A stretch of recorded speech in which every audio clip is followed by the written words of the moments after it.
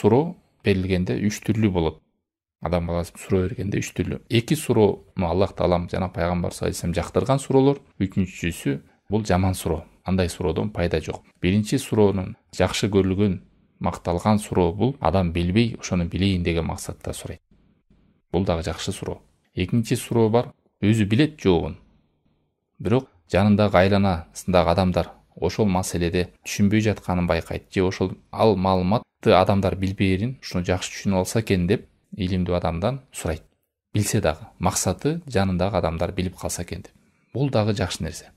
Үчүнчү суроо бар, бул пайдасыз. Динине да пайда бербейт, өзүнө да пайда бербейт, айлана чөйрөсүнө да пайда бербейт. Ал суроо адамды сынаш үчүн сурайт. Бул адам билеби билбейби деп. Же болбосо пайдасыз суроо. Пайдасыз суроолорго аны менен бир амал кыла албайсың, же ал сени ыйманыңды өстүрбөйт, же бир жамандыкты билип ошодон таштаттырбайт. Же өзүн текебер кылып көргөзгүсү келет. Адам аябай илимдүү турбайбы? Мунун суроосун биз түшүнбөй калдык го деп. Өзү бир нерселер жаттап алып туруп, же ошонун бир жерин сурайт, же адамды сынаш үчүн сурайт. Абрахам келатканда Меккени талкалайбыз деп, ошондо асмандан чымчыктар таштар таштаган экен. Ошол чымчыктар карга беле же чаба элекей беле дегендей мисалы.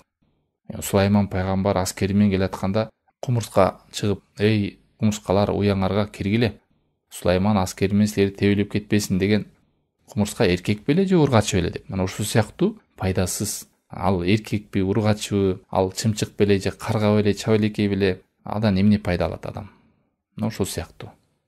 Адам баласы ошо суроодо ыхлас менен чын жүрөктөн ошого амал кылайын деп илим ээлеринен сурап кала турган болсо, же жанындагылар пайдалансын дей турган болсо, бир жакшы жери суроосу ыхластуу болгондуктан ошолго жооп берген нерсе менен канча деген адамдарга ошол маалымат таркап, көп адамдар амал кылып, ошолордун сообуна ким шериктеш болуп, жакшы суроо берген адам.